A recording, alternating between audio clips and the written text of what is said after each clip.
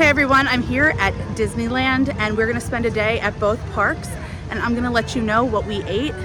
So many people don't know if they should make dining reservations or what the quick service deal is, so we're only here for one day, but thought I'd share all of the things that we decided to eat.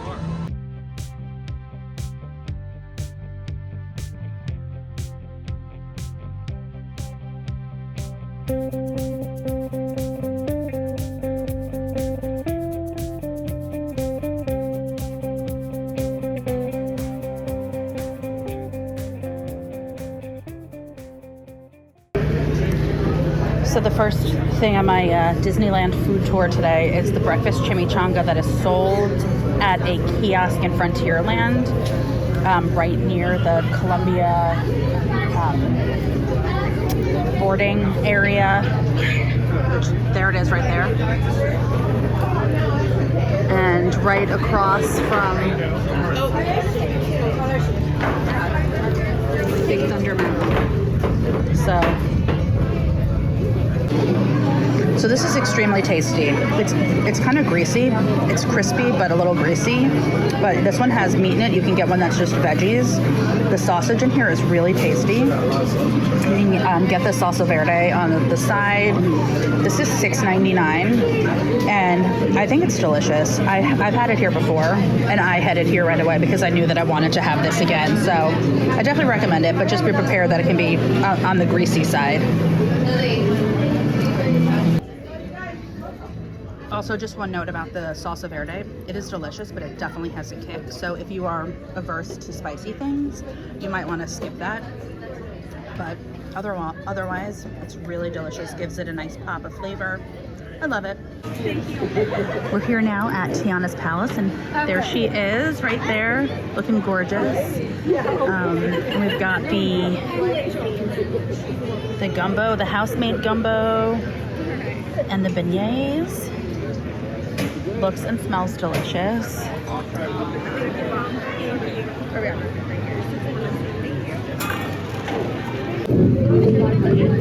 So this is very tasty. It's a touch on the salty side, but I'm sure between the seasonings and the andouille sausage, that's probably why, but it's very savory. Texturally, it's very satisfying. It's a pretty cool day, so this is really hitting the spot. I think it was $16.99. You can, it's a quick service. We mobile ordered it and picked it up, and as you can see, the chicken is kind of shredded. There's a nice gravy, a good amount of gravy in there. It's actually really, really tasty. A little bit of a spice to it, but not too bad. My 16-year-old, who is not a big spicy food lover, enjoys it. So I think it's pretty approachable. Now we're gonna try the beignets. These are the ones from inside Tiana's Palace, which is right next to the beignets window, where you can get the Mickey-shaped beignets, and those you can get those powdered. The ones from inside Tiana's Palace are filled with cream, so we're gonna taste those. And also, just to follow up on the spiciness of the gumbo, it definitely has a cumulative effect. So as I went on eating it, my mouth was feeling like spicier and spicier, so it might be a little much for people who are spice averse, but it was still delicious. So because we were right here, we of course had to get the Mickey beignets also from the Mint Julep bar, which is right there, right next to the exit to Tiana's Palace. These are warm. The ones that we got from Tiana's Palace were not. As you can see, these are powdered. These already feel like doughier than those other ones, so I'm gonna take a bite and I'll let you know. Yep, I think if you're gonna get beignets, these are the ones to get. As you can see, I bit Mickey's ear off. These are just warm and doughy and are much more donut-like than the ones from Tiana's. If you really love like lemon cream, those would be the way to go. But for just a pillowy, doughy, powdery beignet, this is the way to go. So we took a break from the parks to come back to the hotel and take a rest, and I got some food here at the Palm Breeze bar. I got the tuna tataki appetizer, and it looks absolutely amazing. I also got the Caught in the Rain beer. It's a pina colada milkshake IPA from Ritual Brewing, and it's pretty tasty, but this looks amazing. I'm gonna eat it and I'll report back. So this is really nice. I mean, the tuna has good flavor. This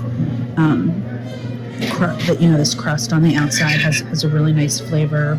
It's a little, this also is a little bit on the salty side. You can see that there's some sea salt flakes over here, and then you've got these are a little salty, the crispy wonton noodles with a little frisee salad, and this dipping sauce. Overall, it's really good. It is $29. It's on the appetizer menu, so it is on the pricier side, but it's really good. And what's really nice about being at Disneyland is that we were in the park and decided we wanted to recharge our batteries, and we're back in our room in less than 10 minutes. We decompressed for a little while and charged our phones, and then came down here, and now I'm having this, and it's really nice. And then we'll head back into the park in a little bit. And I just also wanted to show you real quick, I got a to-go pizza for my daughter because she wanted to stay resting in the room. This on the menu, it's a 4-cheese pizza, but I asked them if they could just do mozzarella cheese because that's all she wanted, and they were able to accommodate that. So I'm going to take a little taste of it, and then I'll let you know. So that's pretty tasty. It's not the best pizza I've ever had, but the crust is nice and well done, so it's got a nice crisp to it. It's also kind of chewy as well, so it's a nice combo. The cheese is melted really well. The sauce is pretty herby, a little bit more herbal than I like my pizza sauce to be, but all in all, it's a pretty solid option if you're looking for something just standard. So I'm back in the park, and I'm in San Francisco, and it looks so cool at nighttime. And so I just stopped by the cerveceria to get a beer. This is a Japanese rice lager called Moment of Zen. And I got a bao bon that's filled with pork and vegetables. I mean, honestly, I think what Disneyland does really well is quick service dining. Concepts that are really just so well immersed with the theming of the land and making you feel like you are getting that, that immersive theming without needing to have a dining reservation. I think that probably part of what works so well here is that the weather is so amazing.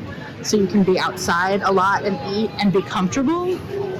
But I really think that you don't need to make dining reservations here because there's a lot of good food in very well-themed areas that are just fun to eat at and bring you that immersive theming. So I'm gonna try this and I'll let you know what I think. So I find the actual outside, like the bun part of it, to be a little dry.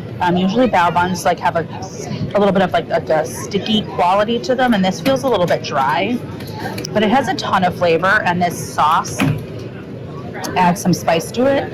I definitely have noticed that Disneyland has more offerings that are spicy than Disney World. I find a lot of the stuff here to be just far more flavorful than the things that you find at Disney World. So I don't know that I would get this again, but I think that for a snack, it hits the spot and it's packed with flavor.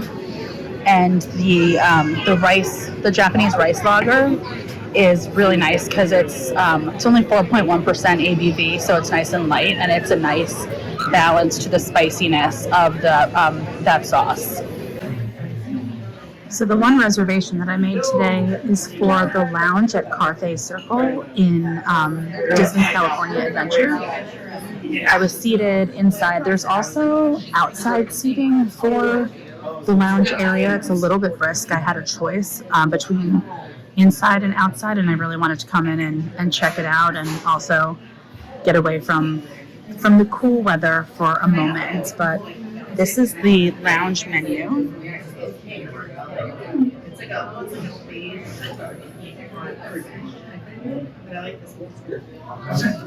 And then on the other side is the wine list.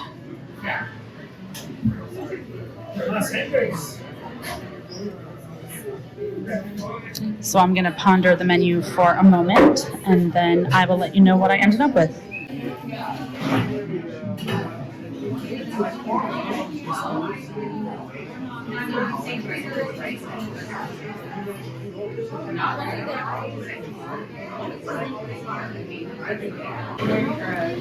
So my food has arrived. I went with the pasta, which is just San Marzano, tomatoes, basil, and Parmigiano Reggiano.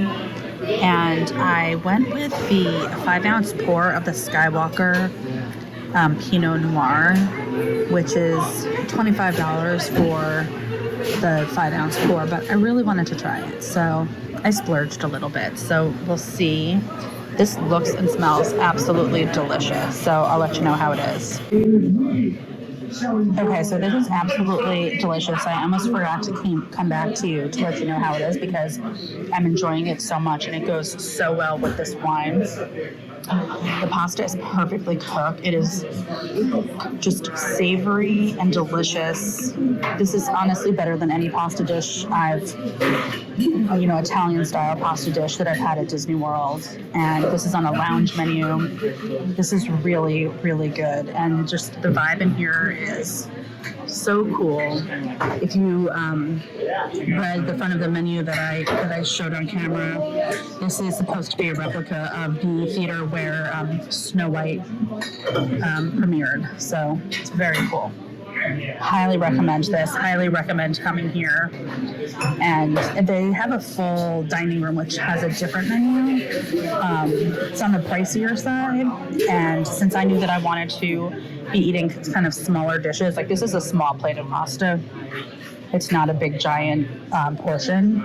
So I wanted to come and just have a smaller plate since I've kind of been grazing throughout the day, but highly, highly recommend this. For dessert, I decided to treat myself to the double pear martini, which was recommended to me by Cindy from our DVC Clubhouse Facebook group, and it is delicious. It is sweet from the pear, but there's lime juice in it that balances it out, and it's so light and refreshing. It's cold and just such a well-balanced flavor profile. So really, really enjoy that too. And the final thing that I'm eating tonight is the Diver Scallop appetizer at Napa Rose. I came in and was able to grab a seat at the bar, and that looks absolutely amazing. That's like a sweet potato, pomegranate, some sort of greens. It looks, and there's like some bacon there. That looks amazing. And that scallop is quite large. I mean, it's pricey. I think this was like $28. Napa Rose is pretty pricey, but it looks amazing. And I am going to eat it, and I'll let you know how it was. I cannot state how delicious this is. I mean, I need to just show you these little bits of bacon with the sweetness of the pomegranate and the sweet potato. This scallop is prepared perfectly. I mean, look at it. Like, you can see that it's cooked perfectly, but it's got this amazing sear on the outside. This is exquisite. This is the the best thing that I've eaten here is amazing. I mean, Napa Rose is definitely like an elevated dining experience, and I did not make a reservation here because it's lost on my 16-year-old, but I'm so happy that I was able to come here and have this dish because it is amazing. I was convinced to get dessert, so I got the Valrhona hot chocolate with the salted caramel donuts. This is a seasonal offering, and it is only available until Valentine's Day, so I clearly had to get it. I'm not a huge chocolate person, but I think I'm gonna love this. I'll report back. I have a little bit left of this hot chocolate, but this was seriously, I'm not even a chocolate lover. This was seriously one of the most delicious chocolatey things that I've ever had in my entire life. I mean, it was just, I can't even explain it. No words to describe. And then these little donut holes filled with caramel, and I dumped it into the hot chocolate. I mean, I can't even, there are no words. Literally 0 words. So that's a wrap on everything that I ate in a day at the Disneyland Resort. Thank you so much for following along. If you don't already, please go ahead and subscribe and like. Go over to Facebook and join us there at DVC Clubhouse. Find us on TikTok and Instagram, and also any place where you listen to podcasts. Look out for the Debrief podcast by DVC Clubhouse. Until next time, DVC you real soon.